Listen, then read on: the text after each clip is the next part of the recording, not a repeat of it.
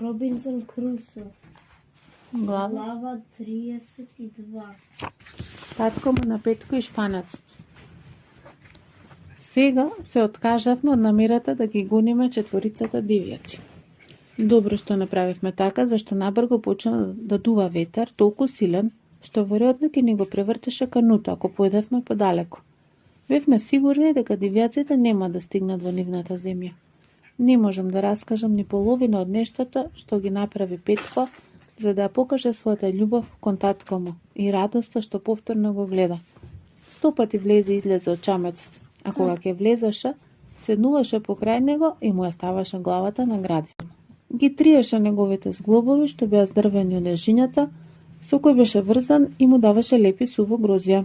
Јас му дадов да се напијат моето шиша, а на Шпанецот му дадовме за јадење и за пиење. Двајцата беа премногу папсани за да може да одат подалеку. Па затоа Петко ги однесе со кануто од околу, а јас преминав отаде и ги пресретнав кај малиот поток. Тие седаа на брегот, додека јас правев носилка со која Петко и јас ги однесовме во нашиот замок. За нив направивме шатор надвор од надворешниот зид, затоа што се уште немаа доволно сила за да се качат по скалите во нашата куќа. Како што секогаш влегувавме Петко и јас. Во шаторот им направивме 2 легла, со кебиња за легнување и за покривање. Потоа Петко лови едно младо козле и подготвивме убава вечера за кутрето славени луѓе. Имавме печено и варено месо и убава каша од јачмен и ориз. Сите седнавме да вечераме во новиот шатор и јас сторив се за да ги расположам дојденците и да помогнам да им биде удобно. По вечерата Петко со кануто појде од околу на брегот и оттаму ги донесе пушките што ги оставивме по битката. Следниот ден му наредив да ги закопа мртвите тела на дивјаците. Тој го стори тоа толку добро, што следниот ден кога појдов на местото, не можев да забележам никаква трага од тоа што се случи. Потоа почнав да разговарам со моите нови пријатели. На прво му реков на Петко да го праша татко му, дали мисли од дивјаците што побегна со канута би можело да се вратат и да донесат со себе уште дивјаци? А тој рече дека мислат и тие сигурно загинале во бурата, но и ако стигнале дома, сигурно би им кажале на своите сонародници дека нивните другари загинале од гром или молња и дека биле нападнати од 2 духа, пратени од небесата за да ги убијат. Тој беше сигурен од ги слушно како си довикуваат ова еден на друг кога беа на брегот. Неговиот народ не можел да поверува дека луѓето може да фрлаат оган и громови и да убијат оддалеку како што беа убиени дивјаците. Нема да им веруваат, затоа ќе измислат нешто друго. Сепак одредено време се уште бев загрижен и постојано бев подготвен со мојата мала армија, во која сега имаше 4 луѓе. Повремено ги наблюдувавме бреговите за да видиме да нема некаков знак од дивјаци и чувствувавме дека сме доволно силни, дури ако дојдеа 100 од нив. По некој време, кога не дојде ни еден дивјак, повторно почнав да мислам на патувањето кон копното. Татко му на Петко рече дека ако појдам, луѓето од неговото племе ќе се однесуваат добро кон мене, затоа што јас сум се однесувал добро кон него. Потоа разговарав со Шпанецот. Тој рече дека 16 негови сонародници останале со дивјаците и дека ги третирале љубезно, но имале голем проблем да обезбедат доволно храна. Го прашав дали тие би биле расположени да дојдат на мојот остров и му реков дека ако дојдат, заедно би можеле да смислиме некаков план да се вратиме во нашите земји. Би можеле да направиме доволно голем брод што ќе не одведе до Бразил. Тој добро размисли за ова и ми рече дека ако сакам, тој ќе го зема татко му на Петко, ќе појдат назад и со своите сонародници што се меѓу дивјаците ќе разговара за мојот план и ќе се врати кај мене за да ми го каже одговорот. Но тој сметаше дека не би било многу мудро неговите сонародници да дојдат на островот, се додека немам поголеми резерви од жито и ориз.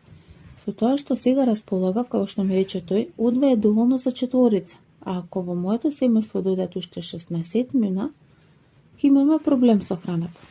Според неговото мислење, подобро да им дозволам нему, на Петка и на татко му да ископаат уште земја и да посеат уште жито, па дека би требало да почекаме до следната жетва, кога би можело да има доволно храна за неговите сонародници, за да може да ги викнат. Ова беше мудар совет, па затоа сите се фативме за работа и скопавме колку што можевме повеќе земја за семето со кое располагавме и кое го посеавме. Потоа појдовме кај дивите кози и земавме околу 20 на млади јарења и ги ставивме во нашето стадо. Кога дојде време за собирање грозје, собравме многу поголемо количество од претходно и го закачивме на сонце да се исуши. Исто така направивме и многу кошници во кои подоцна планиравме да го чуваме житото. Кога дојде вистинското време, го собравме житото и имаше повеќе од кога било претходно на островот. Имавме доволно да се нахраниме себе си и ако сакаат да дојдат сите 16 шпанци се до следната жетва. Значи ќе имало храна за сите. Белци. Што не беле дивјаци. И сега, кога имавме изобилство од храна, шпанецот и татко му на Петко беа подготвени да заминат. Им дадов една пушка и малку барот и доволно лепи грозе за повеќе денови, како и резерви за 16 шпанци за 8 дена. Се тоа го сместија во една од кануата. Откако им посакав среќен пат и ги испратив, им реков дека кога ќе се враќаат да носат некаков знак или знаме, за да знаеме дека се тие пред да пристигнат до брегот. Глава 33. Брод со екипаж доаѓа на островот. 8 дена откако заминаа шпанецот и татко му на Петко, спија во мојот замок, кога утрото трчајки и викајки дојде Петко. Господаро, тие доаѓаат, викал. Скокнав и штом се облеков, истрчав низ шумичката и се загледав кон морето. На моје големо изненадување доаѓаше брод со едра. Го викнав Петко и му реков дека ова не се луѓето што ги очекувавме. Потоа го зедов дурбинот и се качев на врвот од ридот за да можам подобро да гледам.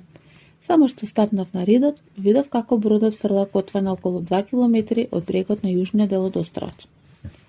Бев сигурен дека тој е англиски брод и не можам да опишам колку бев среќен што го гледам.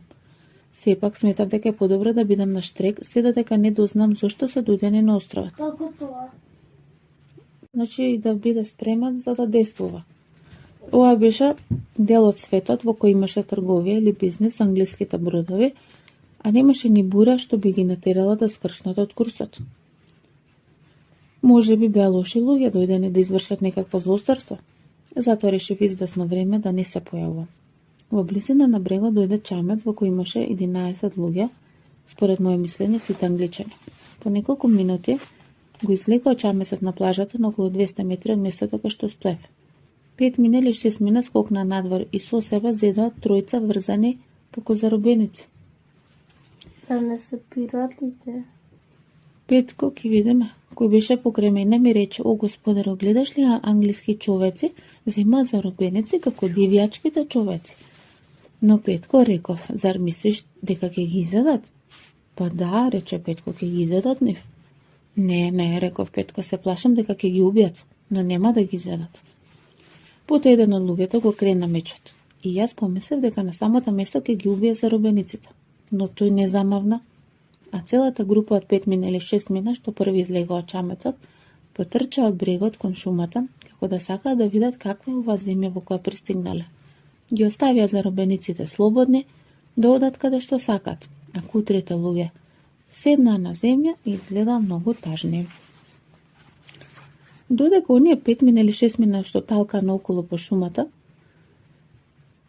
приливот се повлече и сега нивниот чамец лежеше на земја особено далеко од водата. Во чамецот останале двајци заспале.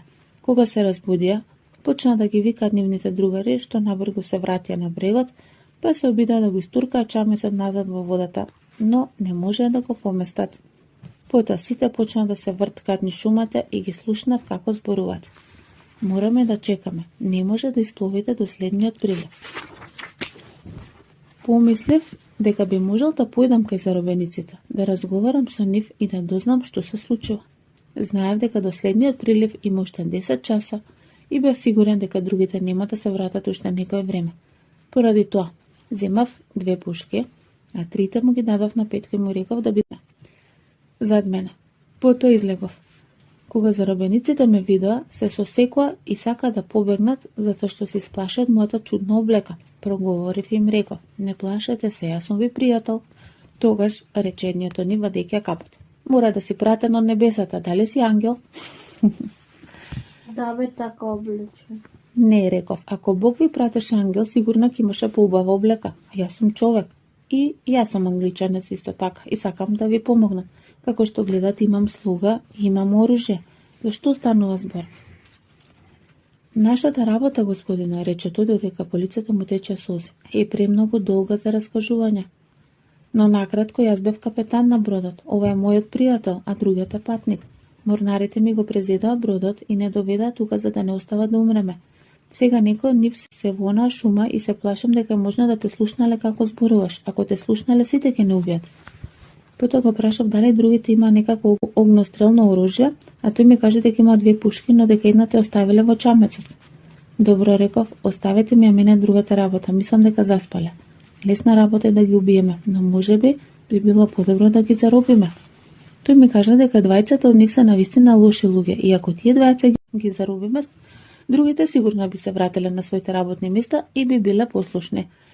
Па тогаш, господине, реков, ако ви помогнам да си го спасите бродот, дали ќе сакате да направите 2 работи за мене? Пред да успеам да продолжам да зборувам, тој ми ја стегна раката и рече дека ќе стори се што сакам. Ако успеам да му го спасам бродот, тогаш тој ќе биде под моја контрола и ќе ми служи и ќе оди со мене каде што ќе посакам. И пријателот и патникот го рекоа тоа и го потврди. Уште една? Глава 34. Робинсон му помага на капетанот. Не.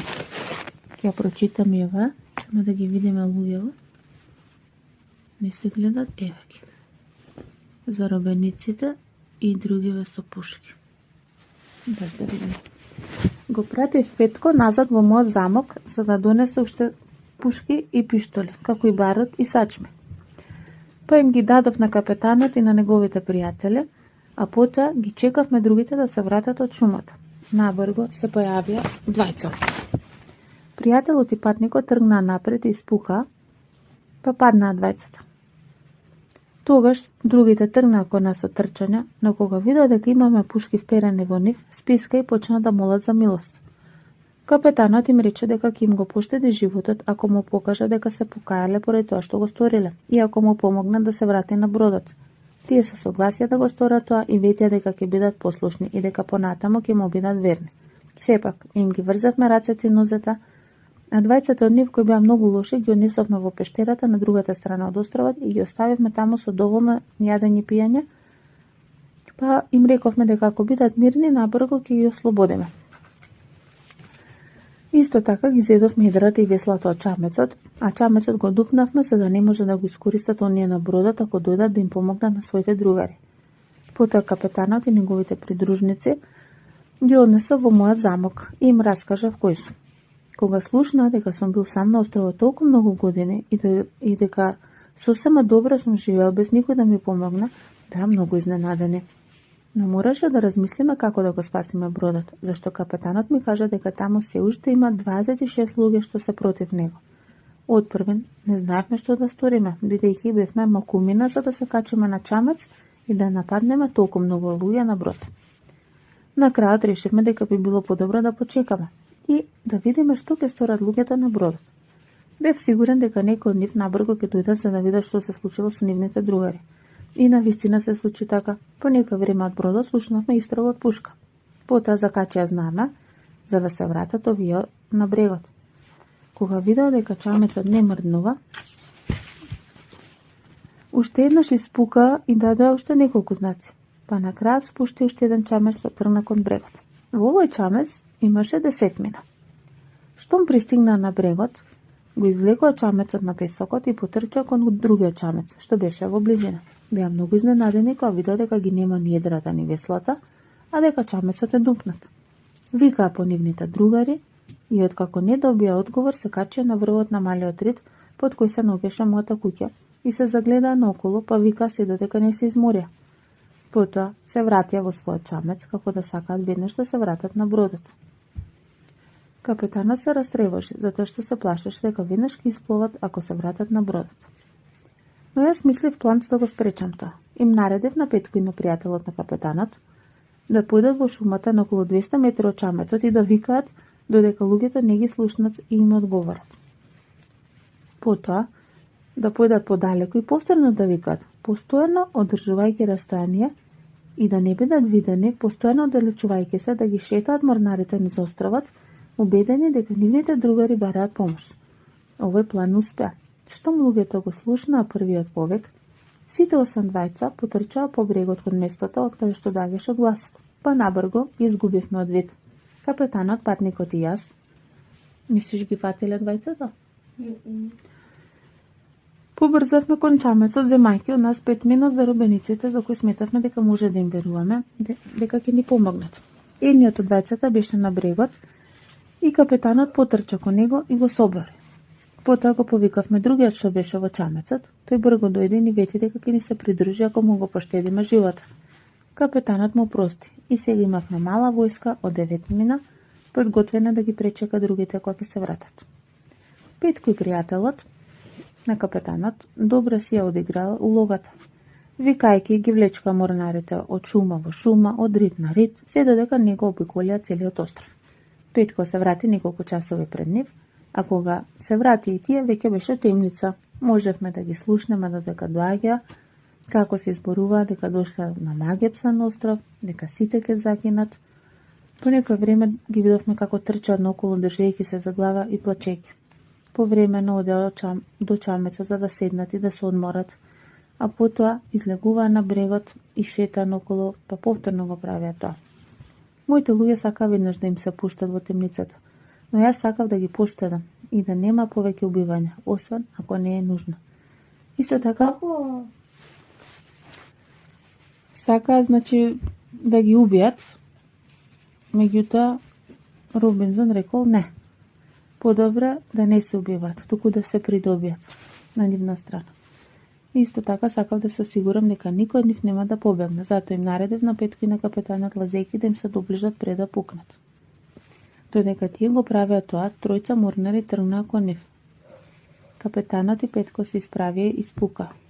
Едниот од нив кој беше водач и најлош од сите беше убиен, другиот беше ранет, а третиот побегна. Откако го слушнавме звукот на пукање, јас и мојата мала војска тргнавме. Им се приближивме во темницата и тие не знаеа колку мина сме. Затоа го натерав човекот што го оставија во чамецот, а кој сега беше на наша страна, да ги викне и да ги праша дали сакаат да му се придружат на капетанот и да му помогнат во борбата против оние што останале на бродот. И тој повика еден од нив: Том Смит, Том Смит. Смит одговори: кој е тоа? А потоа другиот му одговори: Том Смит, спушти го оружјето и придружи ни се, зашто сите ќе ве убиеме. Кому треба да му се придружам? Праша Смит. Каде се тие? Еве сме, рече нашиот човек. Тука е нашиот капетан со владетелот на островот. Некои од нашите луѓе се мртви, а некои се заробени. Ако не ни се придружите, готови сте. Ке не поштедат ли? Списка Смит. Ако не поштедат, ке се придружиме. Потоа лично капетанот одговори: Смит, ти го познаваш мојот глас. Ако веднаш го оставиш оружјето, ќе те оставам да живееш. Сега сите дојде и молеа за милост. Рекоа нека се покајале поради тоа што го сториле и ветија дека ако капетанот им прости, понатаму ќе се покоруваат на неговите наредби и ќе му помагаат на секој можен начин. Потоа ги врзавме исто како што направивме со другите и ги испративме во пештерата како заробеници. Наша следна задача беше да се обидеме да го преземеме бродот од луѓето што беа на него. Прво го поправивме чамецот што претходно го дупнавме. Потоа, капетанот избра 9 мина од морнарите, за кои сметаше дека може да им верува, и ги зеде нив, пријателот и патникот, во двата чамци со кои тргна кон бродот. Петко и јас останавме на островот за да ги чуваме затворениците, што капетанот се плашеше да ги поведе со себе, зашто беа многу лоши луѓе, па тој не можеше да им верува. Значи, еднаш ако изгубиш довербата во луѓето, после не се враќа лесно. На равучение. Чао. Чао.